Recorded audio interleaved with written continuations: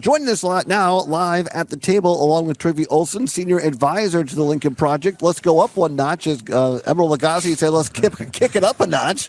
We have the co-founder of the Lincoln Project. Always happy to welcome you back to the show, Rick Wilson. How the heck are you? I am doing great, man. Thanks for having me back. Oh, our pleasure. Our pleasure. Thank you. Got into town over the weekend, I think, and yeah. What's your take on this? Trygve and I have been talking. Compared to the Republican National Convention and this, there's actually positivity here. Security people said he could show up at this one. You know, it's bad.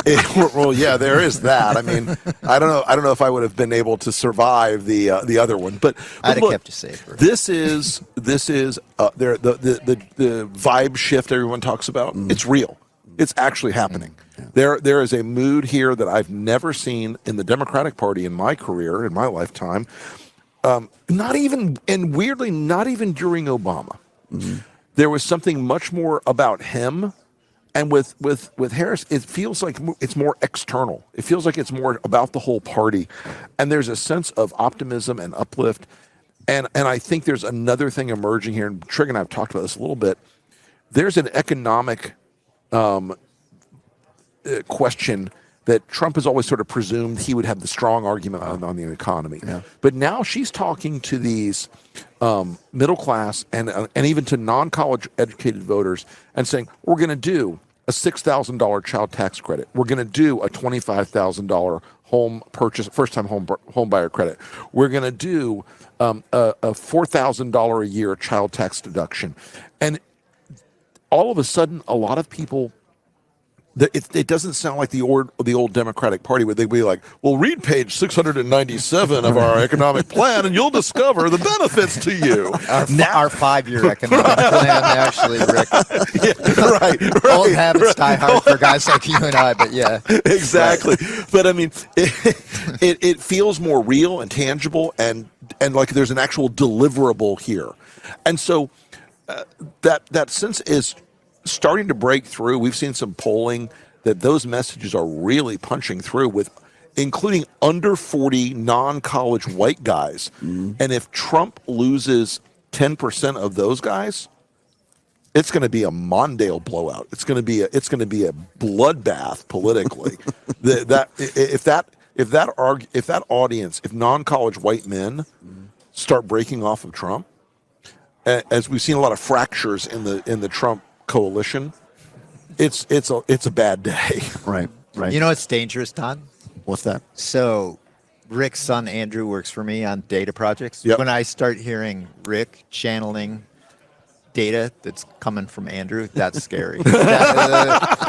The Republicans should be worried about that. Yeah, because my son Andrew, he has a set of skills and Andrew is developing a set of skills, and they merge nicely together, I can assure you. We got about 2.5 minutes here, Rick, before I have to take a break. Can you join us on the other side? Glad to. All right, fantastic. Talk for a couple of minutes before we go to break, though. Trig and I have talked about this whole narrative out there that, oh my God, there's no policy for Kamala Harris. Why isn't she doing more interviews? In all of your experience and campaigns for all these years, to me, if it's working, why do something different? Here's the thing, man. Listen, if someone says to me, I can't wait to see the Democrats' 4,000-page climate plan, you know what Republicans would do? Trig and I would do this in the old days. They put out a big plan, 600-page climate plan or whatever it is, public safety. We'd get some goons. We'd get some interns to go, find 10 things in there that scare the crap out of grandma. Right. And they would go through it, and they'd be like, you'll no longer be able to eat hamburgers, or airplanes will be forbidden, or they'll seize you. Right, no more gas stoves. And it's always BS, but they're very effective at making it scary. The fact that she's doing what's working. Look, people bitching about, she's not doing enough interviews with the mainstream. Who cares? Right. Her numbers are moving up. Trump's numbers are moving down. Voter intensity for Democrats is moving up. Republican voter intensity is static or moving down. The key swing states are moving in the right direction by and large. And so if you're doing something right, keep doing it. Beat it to death until people are like, I'm sick of you doing this thing. Keep doing that thing. Yeah, right. No, I just think Yeah, I have much more limited campaign experience than either one of you individually, alone combined. But I'm 30 years of working in Wisconsin Republican politics. I never saw a better 30 days of my life. No. The only thing that rivals it in a weird way is the 5 months Trump had before Joe Biden dropped out, where Biden could not catch a break. Yeah. Trump could not stumble in that 5 month window. It was brutal. Yeah. It was brutal. And yet, since the day, the last day of the Republican convention, where interestingly, even before we knew Biden was dropping out, Trump kind of stumbled in that last day of the convention. It did not feel like the same mojo was there. And she has had a great run, and I think she's going to keep it up. Stand by. We have the co-founder of the Lincoln Project, Rick Wilson, the senior advisor, Trygve Olson. It's the Allbaugh Show live from the DNC in Chicago. Right here, more next. It's on the Civic Media Radio Network. Welcome back to the show. We're glad to have you along here at the United Center. And we have Trygve Olson, our co-host as per usual here for the rest of the week, senior advisor at the Republican, or at the senior advisor at the Republican Party. Republican Project. At the Lincoln Project. Those days are past. That's in the rear view right there, brother. I know. I don't think that's coming back. I'm doing three things at once. I apologize. Former, like myself, a former Republican, now the senior advisor at the Lincoln Project, and the co-founder of the Lincoln Project, also a former Republican like Trygve and I, Rick Wilson. Wouldn't that be fantastic, though, if they said, Trygve, will you come back and help us out? The party would have to change a lot. Trygve's reign would be cruel, brief. Cruel, brief, but memorable. Burn it down. As afraid as they were of La Civita coming in when that happened, I think they'd have to be more afraid of me. Give us a call. I'd like to talk to Rick or Trygve, 855-752-4842, 855-752-4842. Mr. Zomer is helping us out later on tonight in our evening coverage, so Sam Davidson standing by back in Madison as our engineer. Sam, if you have a chance, I'm trying to find this Lincoln Project ad that they're getting sued about, and it's making fun of Trump at Mar-a-Lago, that the wheels are falling off and that he's been betrayed. If you find that, or Luke finds it, let me know. We'll dial up. We'll bring it to the people. You can just put it in the chat. Thank you, Sam. Right now, though, let's go to the phone line, 855-752-4842, and let's go to Tom, L.A. Tom, in beautiful Los Angeles, California. Tom, if you're still there, go ahead. Yes, first I want to say, Rick Wilson, you're brilliant. As a joyful democracy warrior myself, FDR Democrat, I just think that you need to be doing some messaging for the Democratic Party going forward. Trygve, along with you, I won't say too much about Trygve, though, since he's from River Falls and I'm from Durand, which you guys have not yet, It's true. It's true. The famous River Falls Durand beef. His dad was a football coach at Durand when I was in high school. It's true. What do you got, L.A. Tom? He's a football coach in Durand. So here's my question. Is Russian Ron going to go to Russia now, since he was there on July 4th, 2018, and now that Putin is giving them basically asylum there? And also, what is this about the Republicans trying to disenfranchise 40,000 Arizonans from voting in November? This is very, very, I really don't understand. I know in Wisconsin we don't like cheaters. We want people to play the game, play it 100%, and at the end you'd shake hands, whatever it might be. But this stuff where it's this depressing the vote and repressing the vote, it's just really, really quite tragic. And I don't know if that's because of Alex and money in politics or what. But you guys riff on that for a second, please. Thanks a lot, L.A. Tom. Before we get to it, just for context, Wisconsin Senior Senator Republican Ron Johnson said yesterday, called Tim Walz, governor of Minnesota, a communist because he got married on the anniversary of Tiananmen Square. And, of course, it wasn't too long ago that Senator Johnson spent the 4th of July in Moscow. Look, Ron Johnson is a guy who says that Putin's farts smell like rainbow and honeysuckles. I really don't have any truck with Ron Johnson talking about anyone and Russia. He has been so far anti-Ukraine, so pro-Putin, so anti-NATO. I mean, and this is a betrayal not only of American interests and values, but of Wisconsin interests and values in my mind, because this is not a guy who I don't understand where this agenda comes from. I don't understand where this motivation to be a Putin simp comes from, but he is like up there in the top 10 in America. Yeah. Trygve? I can't explain Ron Johnson on Russia. I don't know. The Tiananmen Square and his anniversary. I know. Like, talk about groping around. And here's the thing, Rick kind of alluded to this. And by the way, I have one of our people going through Project 2025 to get us a top 10 list. That I'm so we sorry. Can work with. Well, yeah, I'm sorry for him too, but Phil will be okay. Yeah, so we can go through the top 10 list, Rick, and figure out. But they're not even good at it when they're basically saying you're a communist. I mean, it's just, and because you got married on the anniversary of Tiananmen Square. First of all, Tiananmen Square maybe got married on the anniversary of Tiananmen Square as a tribute to the guy who got run over by a tank. Right. Yeah. I mean, come on. And look, it's dumb. And look, there is nothing in Tim Walz's background, character, history, ideology, or motivation that would lead you to conclude that he would plan his wedding to occur on a black day in history of China.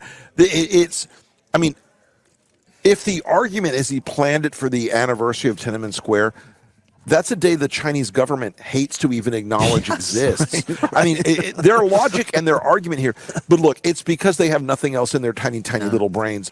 So they have to like use this MAGA Mad Libs thing every day, like, you're a Marxist, communist, socialist spaceman. It's always this crazy stuff. And look, it's like there's that scene in The Godfather where he goes, I'm going to speak Italian to Michael for a minute. They're speaking this like language of their own that nobody else gets or understands anymore, because calling people communists, it's like, what is wrong? What is broken in your brain? Yeah. Well, and it's so 1972. Yeah. Right. There aren't even any real communists left in Russia. It's just a kleptocracy. Right. 855-752-4842. Let's go quickly to Jack. Jack from Merrimack. Go ahead, Jack. Jack, are you there? Excuse Jack me. is Sorry there? about that. I was just getting. Are you here? Yep, you got you, Jack. Go right ahead. Okay, I'm sorry. I took a minute to pick up there. I was actually taking cookies out of the oven. What kind? You That's communist. fantastic. What, you didn't bring any for the class? Yeah, right. I'm sorry. I think the traffic in Chicago would be daunting for me. Anyway, I realize that the DNC is all about a positive approach to America's future, and that's very important. And I apologize if this puts a little damper on it, but it's important as many people as possible understand the MAGA rhinos, and I don't call them Republicans anymore because that party doesn't exist, at least not really in reality. But they're already implementing some pretty nefarious operations. And yeah, I know that's Sure. no surprise from those guys. But in many red states and some purple and even some blue states where they can get away with it, they've placed election-denying lackeys in local election boards and commissions. And these people are committed to refusing to certify the election results in the hopes of doing exactly the same thing that the violent insurrection attempt tried to do in 2021. They're hoping to block enough electoral votes to throw the election into the now Republican-controlled House of Representatives. So whatever the voting results are, they'll vote for Trump. Georgia's well documented in this, but there are other states involved. Now, the duty of most of these boards, according to law, count and report the vote results, not question or object to them. There's other avenues, but those actions are illegal in most everywhere. And two things I think need to happen. First, every attorney general who is willing to do so absolutely must remind these people that it's illegal, and the state will prosecute anyone who violates election law, and in an expeditious manner. And secondly, this has got to be publicized so every voter knows what could happen, and if it does, they have to demand these election boards act in accordance with the law. Jack, thank you so very much. I appreciate you, Jack. Thank you so very, very much, Rick. Good luck.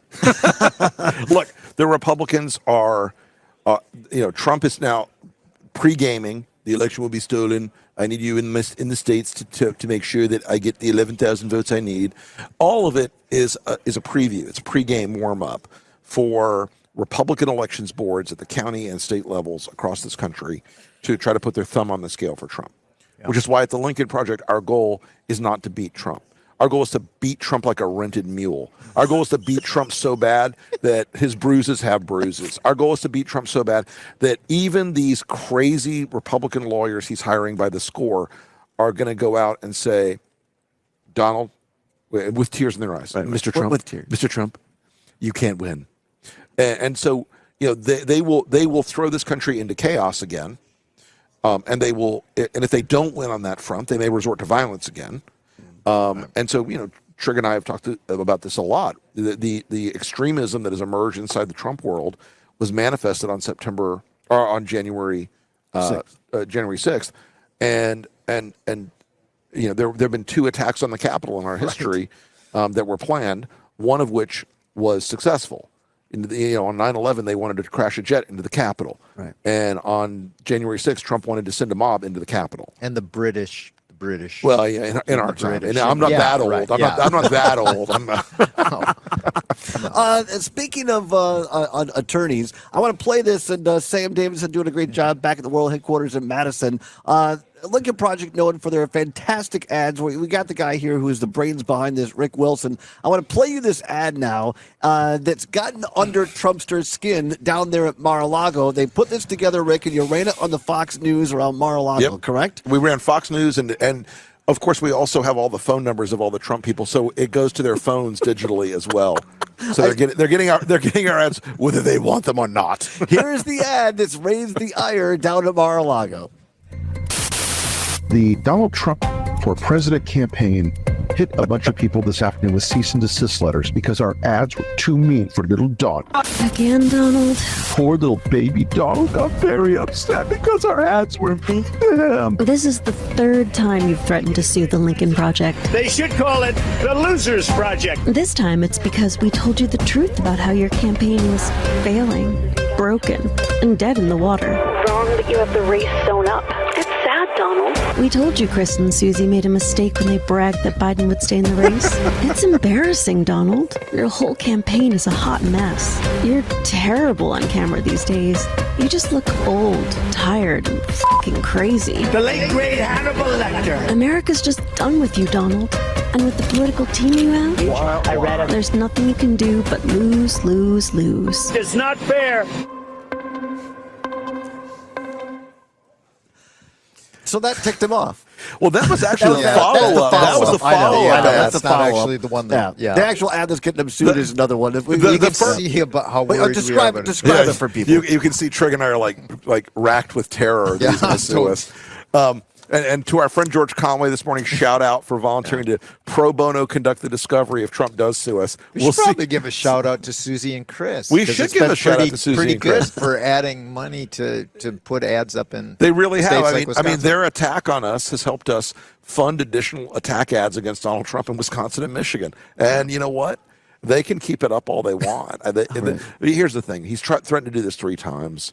And he also tried to get Bill Barr to investigate us when he was still president to get the Justice Department to go after the Lincoln Project. And by the way, if your super PAC isn't being attacked by the U.S. Attorney General, do you even super PAC? I mean, do you even lift, bro? So this ad, basically, what you're getting sued over, you're naming Chris LaCivita, you're naming Corey Lewandowski, you're naming Susie Wiles, and basically saying, look, Donald, they didn't have a second plan, they didn't have a backup plan. They had you attacking Joe Biden's age, and now Joe Biden's gone. They led you down. It's basically getting into his head with the truth. Well, look, it got into his head enough that he put Corey Lewandowski, a guy who's never even won a statewide race in his life, a guy whose political claim to fame is basically having an affair with the dog killer, Christy Noem. Well, and assaulting a reporter. And assaulting reporters. And when he worked for was it AFP or something? AFP. Back in New Hampshire, he was always considered like a weirdly like anger management disorder. Well, he was part. This is where I bumped into him. He's part of the Ron Paul. Yeah, universe. He's a weird dude. Yeah, I mean, I know that weird is cachet, but he's weird. But, weird. And we have Maggie Dawn coming up next hour here. She's actually an attorney, and but I mean, you've got when you look at this, if they were actually going to follow through this lawsuit, they've threatened to do that 100 times. Oh yeah, what the discovery alone would be fantastic. We will have every one of their emails, signal messages, phone calls, and Donald Trump's dick pics. God knows what else. So come on back. We've got Rick Wilson. We've got Trygve Olson. We'll come back here in Chicago after this on the Allbaugh Show. Welcome back to Chicago, the Democratic National Convention here, the Todd Allbaugh Show, the Civic Media Radio Network. Coming up at the top of the hour, 10 minutes away, CBS News, ABC News, depending upon which of the great stations across the state of Wisconsin you're listening to in the Civic Media Radio Network. And then after the news, a little sports update from Mike Clemens, weather, and then the award-winning Maggie Dawn Show. Every afternoon from 2 until 4, Maggie Dawn, along with Brian Kelly, will take you here into the rest of the afternoon. Maggie is just feet from us, getting ready to go. Another great show this afternoon, Maggie Dawn from 2 to 4. I have we should record an intro for... What's that? Maggie Dawn, who's that guest that you have? Who's that? I like that. Maggie Dawn, who's that guest that you have on? I like that a lot. That's pretty good. We have Trygve Olson, with senior advisor at Lincoln Project. Rick Wilson, co-founder of the Lincoln Project. 855-752-4842. 855-752-4842. Sam, we go back to the phone lines. If Dick is still there, Dick listening, I believe, usually on WMDX in Madison. Dick, what say you?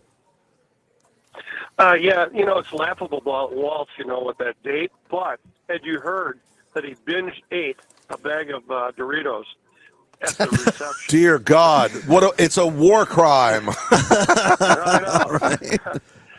How about J.D. Vance though wanting Swiss cheese on his cheesesteak? I mean, if you wanted to make a Pennsylvania mistake, yes. Mm-hmm. J.D. Vance asked why there wasn't Swiss cheese on his.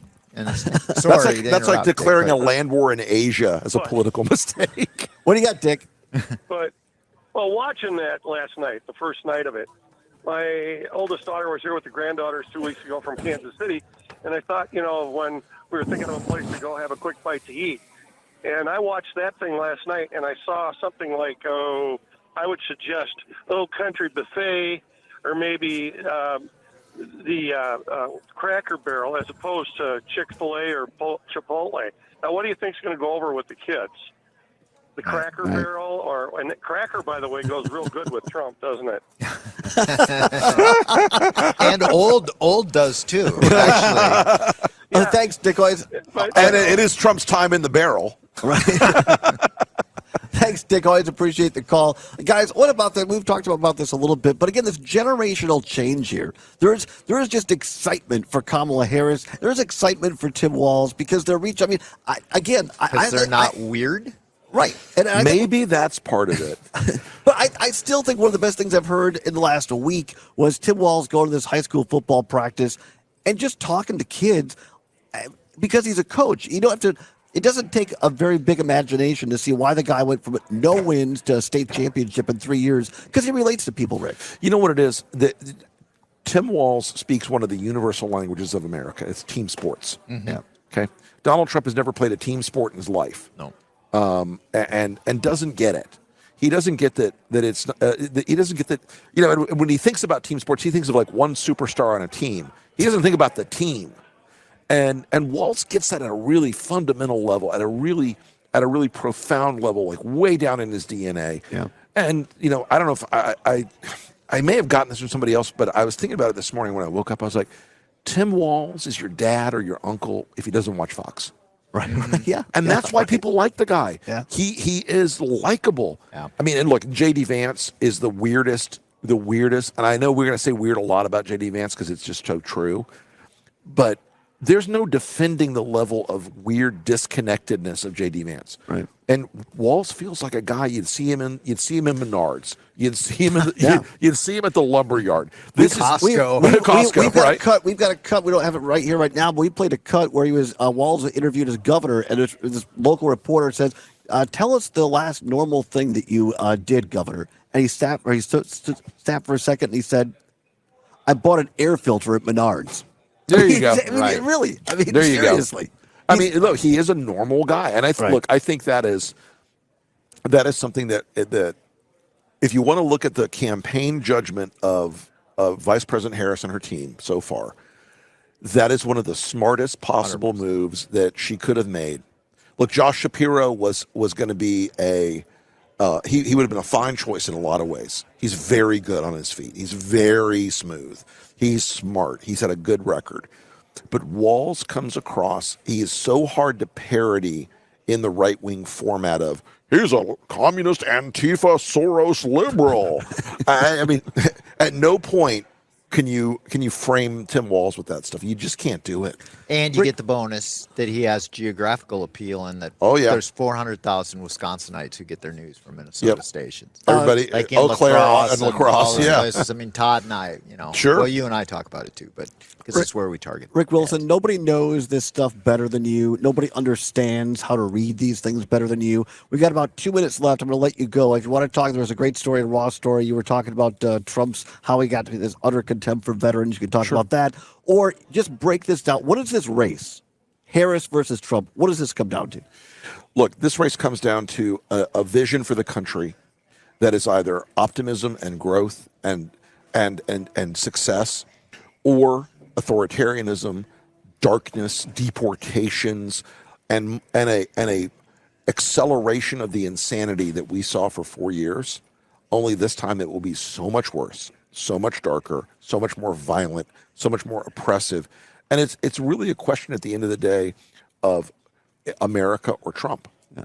And I believe that the momentum that Vice President Harris has built so far is in part because she's embracing the American dream. And she's articulating that she'll fight for it for people.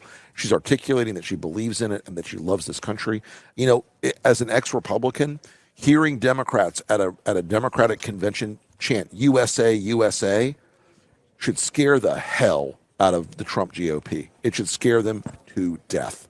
And I think this race is a lot of hard work ahead, a lot of rough days ahead, but I think that we've got a chance to beat this guy and to break the back of the very darkest part of the authoritarian movement. And here's the other thing, Rick. They have the Pippen and Jordan of American politics taking the stage tonight. Yeah, they do. Michelle. Yeah, they do. We're talking. Yeah, they we're do. talking. They are to politics what Michael and Scotty were to basketball. And if you want to see Trump get triggered, tonight, 100%. Tonight is going to drive. Look, last night they had to shoot him with tranquilizer darts to keep his phone out of his hands, and he finally got it back about midnight and started truthing the crazy stuff. But it is going to be. Yeah, you're right. It's absolutely right. It's going to be. Barack and Michelle are going to send them around 100%. the bend. Rick Wilson, co-founder of the Lincoln Project. We always appreciate you making time for us. Thank you so very much. Love to be with you anytime. We'll see you again tomorrow. All right, sounds good. Trygve Olson, always great to have you here. Also, he's going to be here all week. We appreciate that. Appreciate Lieutenant Governor Sarah Rodriguez. Talk about a rock star. Rock star. She is fantastic. Oh, yeah, rising star. Also, thank you to the great folks here on the ground. We got Corey Hartman, we got Casper, we got Fancy Brian, all these great folks that make this happen for you at home. Stay tuned. Remember, Maggie Dawn is next. Todd Allbaugh say, whatever you believe in, whatever you're fighting for, do not give up. Keep banging your drum. We'll see you tomorrow from Chicago here on Civic Media.